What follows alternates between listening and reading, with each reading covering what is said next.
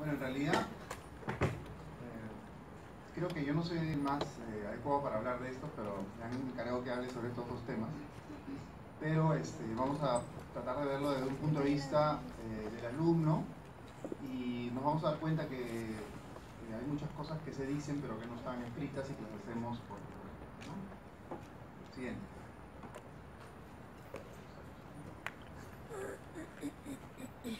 Vamos a presentar un caso primero de un paciente varón de 67 años que acude a emergencia por dificultad respiratoria y dolor torácico en el tórax derecho, ¿no?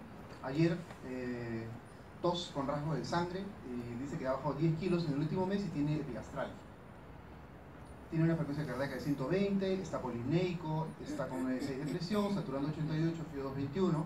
El examen luce pálido, con edema en fovea, en piernas, murmullo disminuido y vibraciones vocales disminuidas en el tórax derecho, ¿no? Entonces, según nuestras clases de semiología,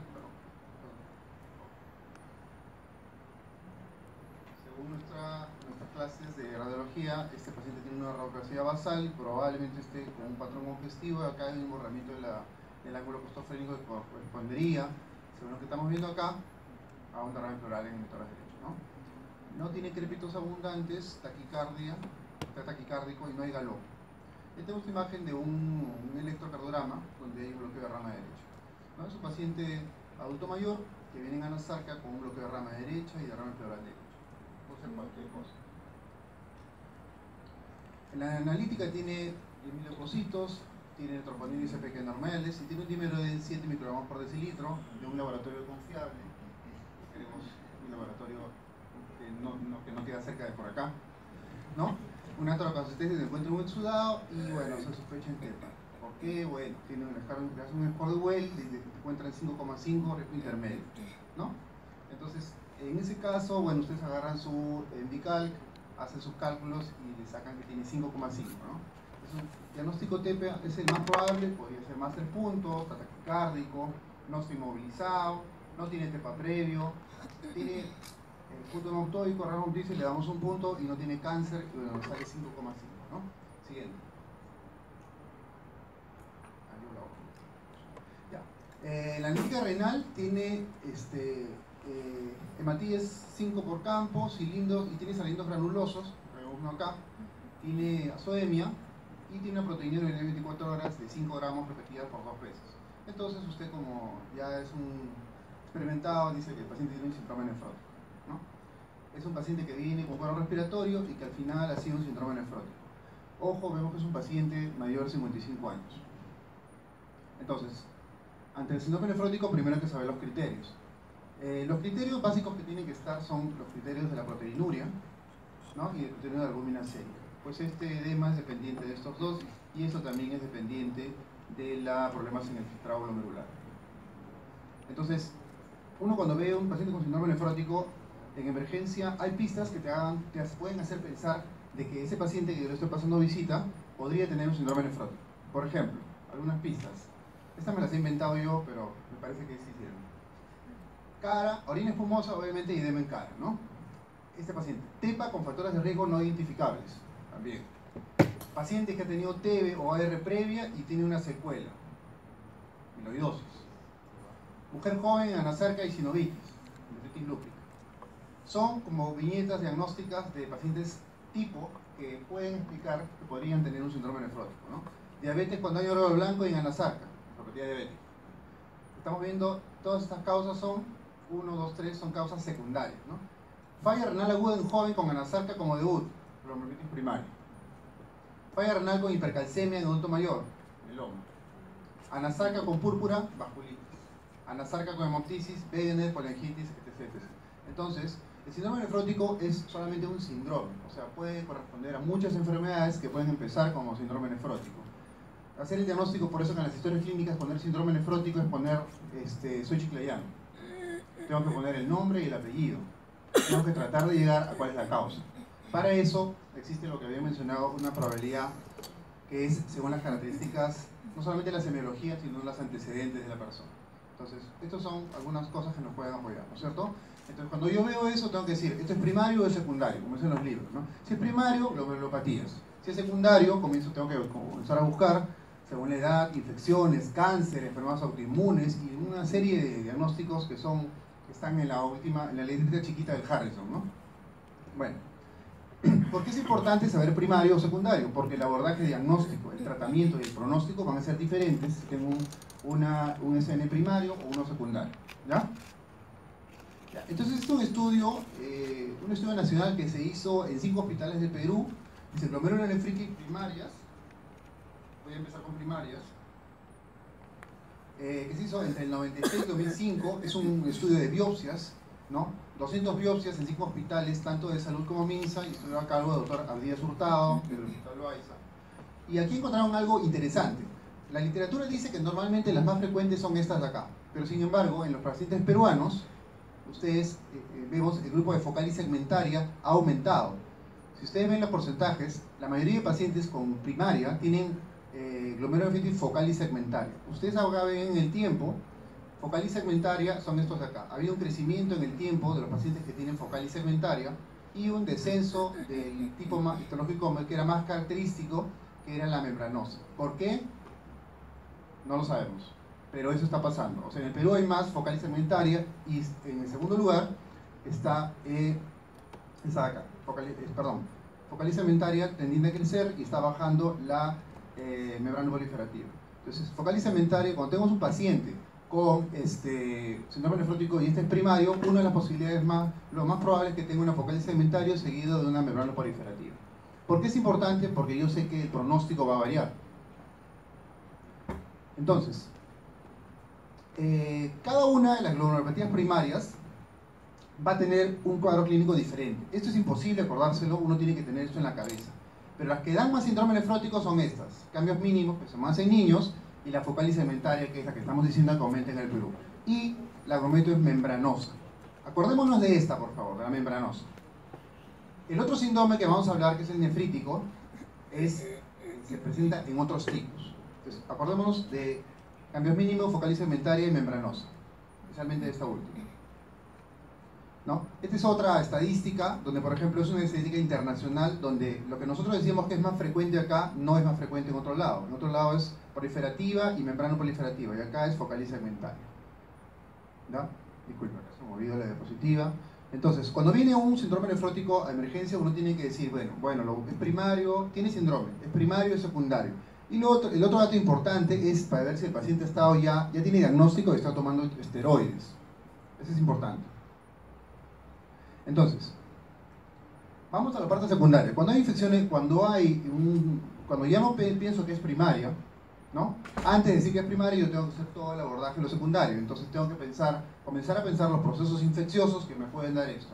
Y endocarditis bacteriana subaguda es un diagnóstico que puede dar síndrome nefrótico. Muchas veces hemos visto pacientes que vienen a la emergencia tratados como itus, y al final ha sido una nefritis postinfecciosa por endocarditis bacteriana. Eso sí se ve, no es tan infrecuente. Leptospirosis también hemos visto acá, pacientes que hacen falla renal aguda, pero antes han hecho síndrome nefrótico inclusive. Hepatitis B y C está descrito en la literatura. Siempre pensar cuando tienes un síndrome nefrítico o nefrótico, entre las causas que hay que descartar siempre es hepatitis B, HIV, como todo, y malaria también, cuando un paciente viene de zona endémica. Hay otras infecciones que están descritas, pero son menos frecuentes. Yo creo que en nuestro medio habría que pensar estas primero.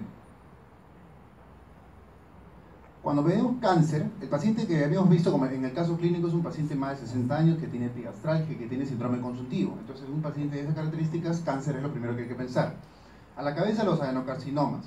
No tenemos una estadística nacional de síndrome nefrótico secundario, pero eso es lo que dice la literatura: pulmón, mama, estómago y colon. Este paciente tenía epigastralgia, palidez, de repente tiene un cáncer de estómago. Las enfermedades linfoproliferativas, leucemia, linfoma y el mieloma también. Entonces, la idea sería que si tenemos un paciente con síndrome nefrótico, hay que examinarlo bien para buscar secundarismo neoplásico y hacerle, de repente, estudio de endoscopía y colonos. Ahora, ¿qué nos interesa para emergencia? Nosotros siempre la teoría clásica del síndrome nefrótico es que los pacientes están underfilled. ¿Qué significa underfilled? Que tienen intravascular disminuido. Entonces, la lógica dice, como tienen intravascular disminuido, tienen hipoglucemia, le voy a meter un poco de albúmina y le voy a meter un poco de poligelina para subirle la presión. Pero ahora la evidencia dice que los pacientes, la mayoría de pacientes no están bajo el esquema underfield, sino overfield. Quiere decir que el problema del síndrome nefrótico no parte de la hipoluminemia. Porque antes decía, el paciente tiene hipoluminemia. Segundo, va a depletar el intravascular. Tercero, va a generar un hiperaldosteronismo secundario, aumento del péptido tral y la ADH y edema. O sea, el edema era secundario a la hipoluminemia. Pero se ha visto que la mayoría de pacientes no tienen eso, sino que tienen un sistema overfill. O sea, todo parte de un aumento primario de la resolución de sodio en el túbulo colector, edema. Y después ocurrirían estos cambios.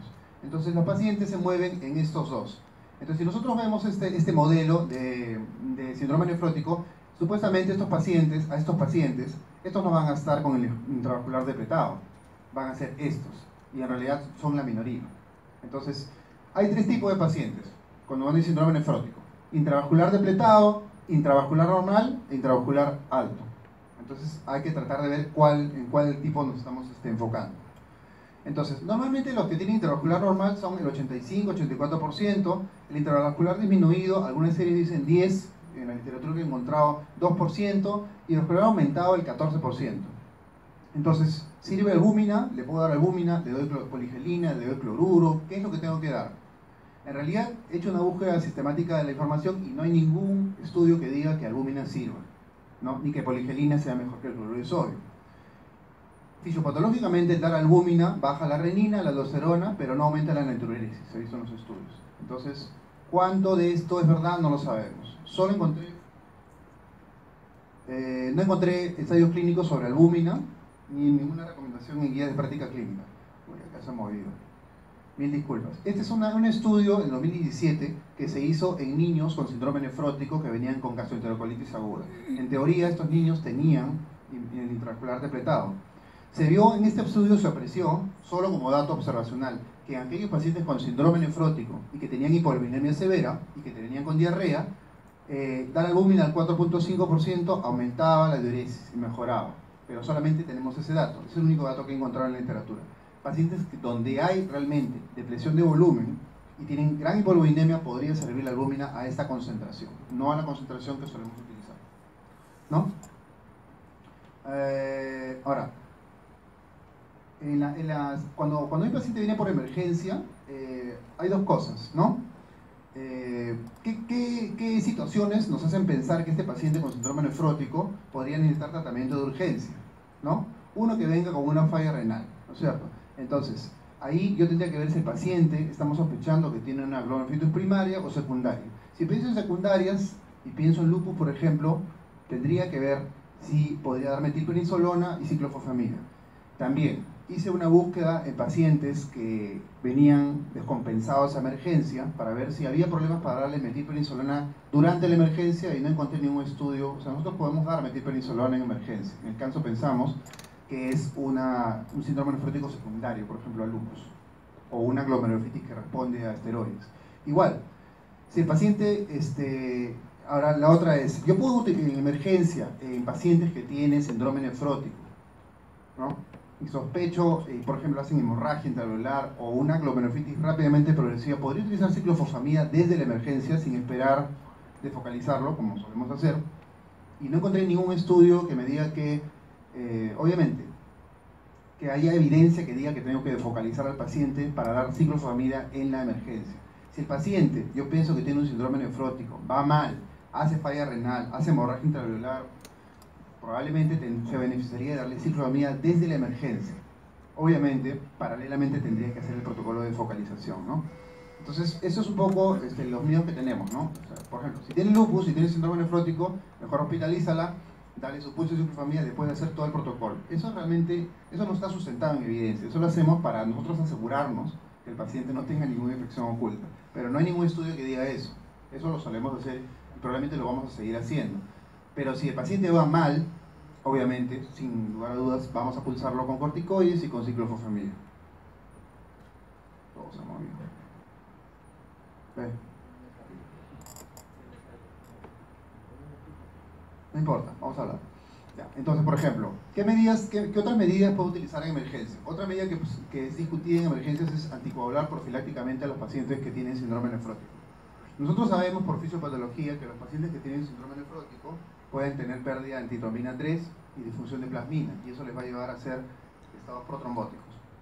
En dos estudios, en un estudio retrospectivo, se encontró que más o menos el 8% de pacientes que tenían síndrome nefrótico podían hacer trombosis venosa profunda, ¿no? Especialmente en aquellos que tenían dos condiciones: síndrome nefrótico primario asociado a glomerulopatía membranosa y pacientes con hipoluinemia. Los pacientes que tienen síndrome nefrótico primario membranoso, hipoluinemia, esos son, en esas está indicado la anticoagulación profiláctica. En otros grupos no se ha demostrado su utilidad, ¿no? Pero esto solamente es después de un estudio retrospectivo de serie de casos, ¿no? En resumen, si tengo un paciente con síndrome nefrótico que tiene además otros factores de riesgo, lo tengo que anticoagular profilácticamente.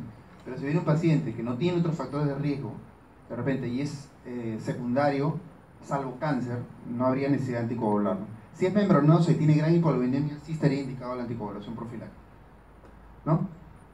Entonces, otra cosa que puede pasar en emergencia es que los pacientes con síndrome nefrótico se descompensen súbitamente. Entonces ahí hay varias posibilidades. Una posibilidad es que está escrita en la literatura, es la trombosis de vena renal. Cuando un paciente con síndrome nefrótico se descompensa súbitamente y hace hematuria, una de las cosas descritas es trombosis de vena renal, obviamente por el mismo estado de trombofilia, aunque eso ocurre solamente en el 1% de las personas. El otro es la dosis creciente de diuréticos. Normalmente nosotros, en nuestro afán de disminuir el edema, le damos diuréticos y podemos empeorar la función renal, especialmente en aquellos, en este pequeño grupo de personas que tienen el intravascular depletado. El otro es que sea pacientes que se han visto también, pacientes que tengan cáncer, síndrome nefrótico y ya lisis tumoral. Serían recontra malas piñas, ¿no? Y el otro es el uso de fármacos, ¿no? Ahora, esto es lo que le conversé. Cuando hay un paciente con síndrome nefrótico y el paciente es primario o digamos tiene lupus, o sea, utiliza corticoides en el síndrome nefrótico, uno tendría que ver más o menos cómo se ha estado portando este paciente. Es un paciente córtico resistente, refractario, córtico dependiente, con caídas frecuentes, ¿no? Y acá están las definiciones, ¿no? Porque hay una serie de pacientes que vienen y vienen y vienen. Lo primero que habría que evaluar es si el paciente ha dejado de tomar los esteroides. Lo otro es si tiene alguna de estas condiciones. Si es córtico resistente, que sería dosis suficientes de esteroides, por ejemplo 1 gramo por kilo por día, sin respuesta al mes de iniciado, o sea, no hay ninguna variación en la proteinuria. Síndrome nefrótico refractario, ¿no? Cuando hablas de das esteroides e inmunosupresores sin respuesta completa o a los 6 meses. Córtico dependiente, cuando no puedes bajar la dosis de los corticoides en 2 oportunidades y hay recurrencia de la enfermedad en 2 veces, ¿no? Síndrome nefrótico con recaídas frecuentes, cuando en el curso de 6 meses hay 2 recaídas, proteinuria y edemas, ¿no? Y el síndrome nefrótico que requiere tratamiento crónico es el paciente que por lo menos 2 años tiene que estar con esteroides o inmunosupresores.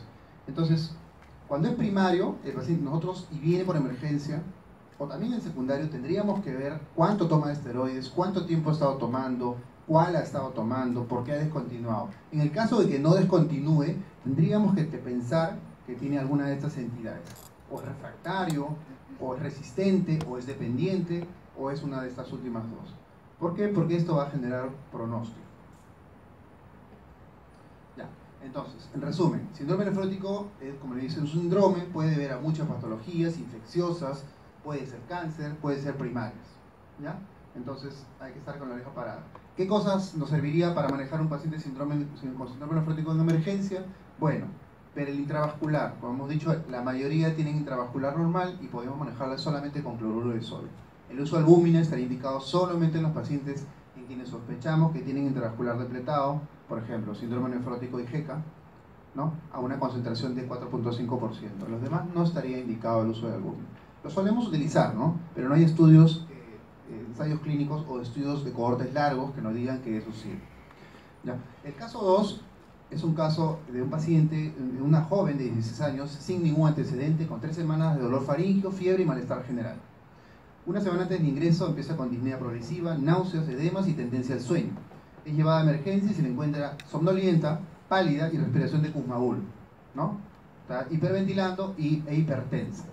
Le toman una placa y encuentran un compromiso bilateral alveolar sin derrame pleural importante, con leve cardiomegalia, y le toman unos gases donde encuentran que tiene una insuficiencia respiratoria tipo 1, ¿no? y importante, un buen gradiente de 120, tiene acidosis metabólica severa, hiponatremia e hipercalemia. En una paciente joven hay que sospechar, lo primero, es en una paciente que tiene un proceso respiratorio alto, es que tenga un compromiso renal por una cepa nefritogénica, ¿no?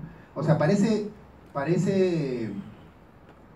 deliberadamente que le estoy presentando, pero justamente a esta capacidad tenemos que llegar, ¿no? Si tengo alguien que no tiene ningún antecedente, por ejemplo, y me viene con un edema pulmonar bilateral, acidosis metabólica, tengo que decir, bueno, esto es una falla renal aguda, un edema agudo de pulmón, y tengo que sospechar y preguntar estas cosas de acá, ¿no? Esto de acá.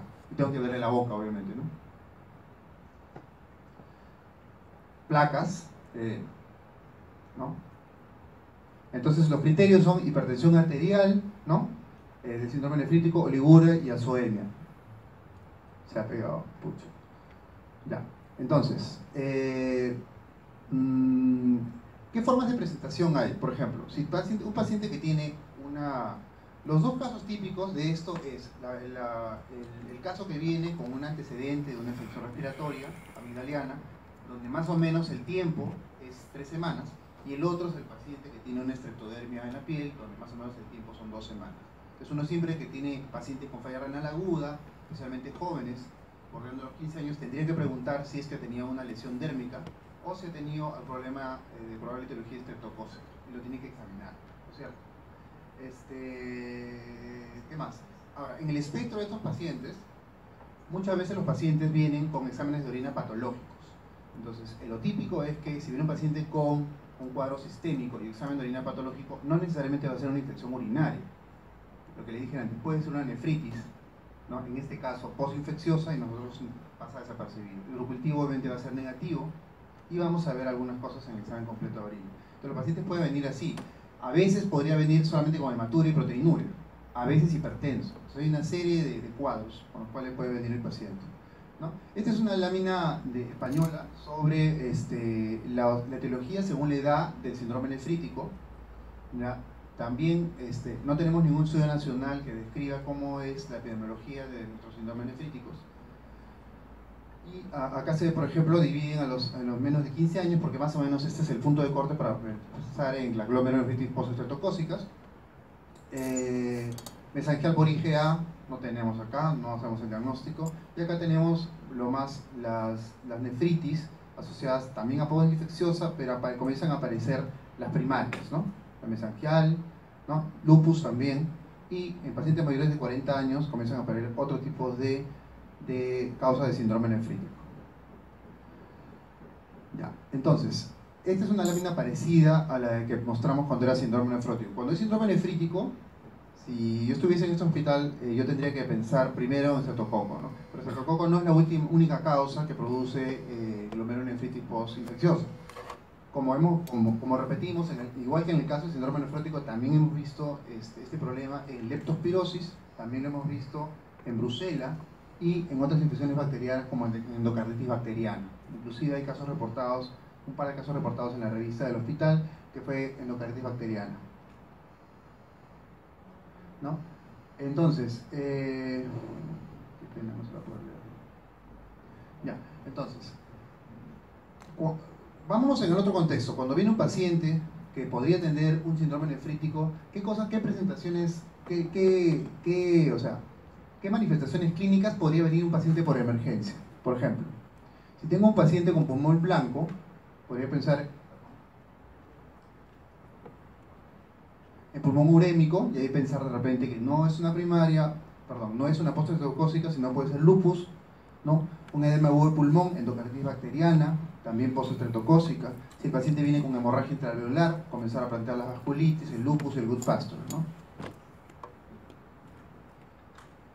Si el paciente ya no viene con un cuadro respiratorio, ¿no? Por ejemplo, ya no viene con insuficiencia respiratoria o edema agudo de pulmón, sino viene solamente por una glomerulonephritis, como el paciente del caso, el paciente joven que viene con una nefritis de rápida evolución, también se podría plantear que es un síndrome nefrítico y que podría ser, en el peor de los casos, este cuadro, ¿no? La glomerulonephritis rápidamente progresiva, que se caracteriza por el empeoramiento de la urea creatinina en días o semanas. Es un cuadro muy mortal que hay que abordar de inmediato, ¿no?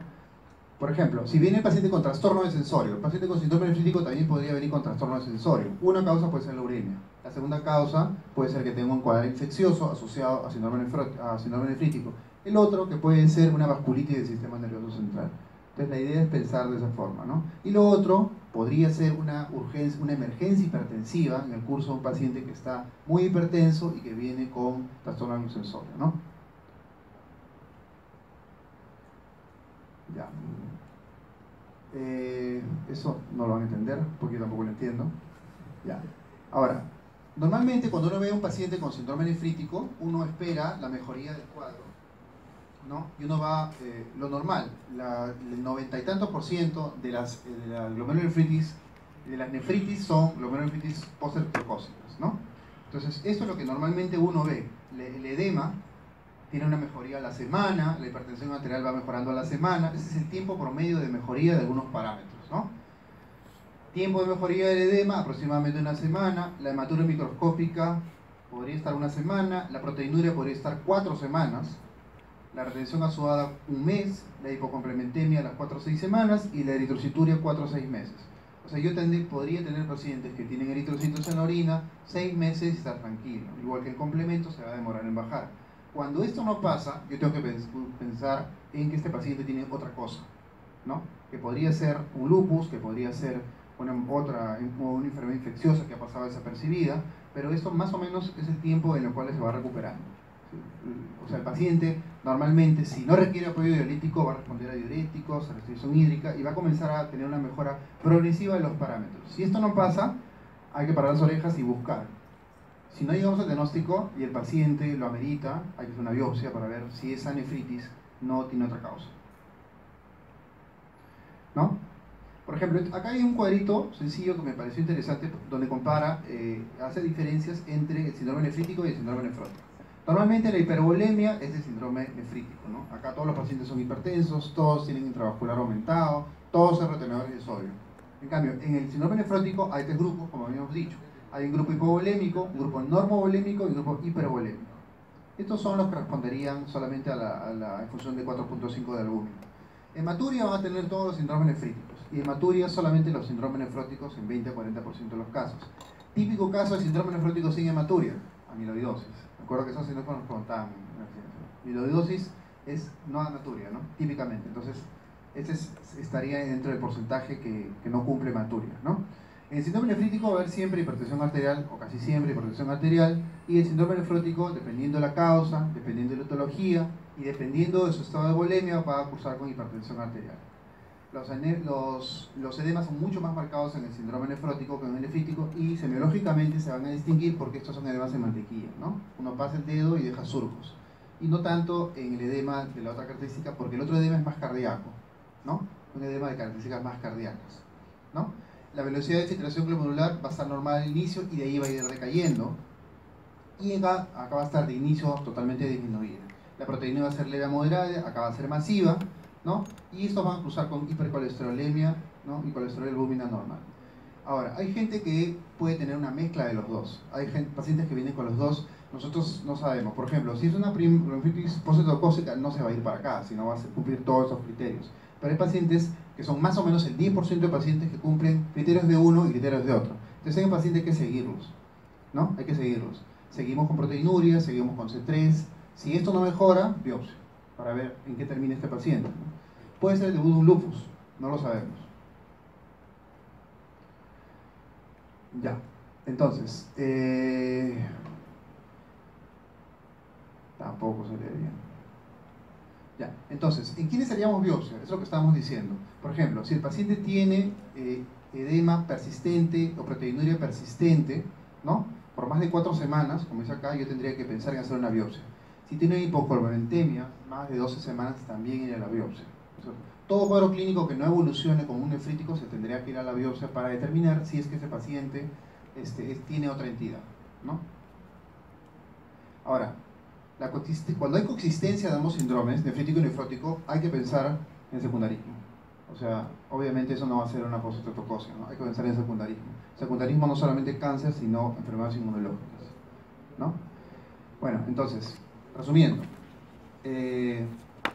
son entidades frecuentes, buscando, no he encontrado personalmente estadística nacional que hable sobre los números, solamente esta estadística del hospital, ese estudio multicéntrico en Lima, donde focaliza segmentaria era la glomerulonefritis más frecuente en nuestro medio, diferente de otros países, sin tener causa aparente por ello, ¿no?